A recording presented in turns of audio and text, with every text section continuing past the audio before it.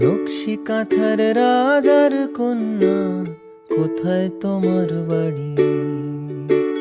যেথায় ছাদে রোদের আসমান, মেঘের ভাড়া গাড়ি।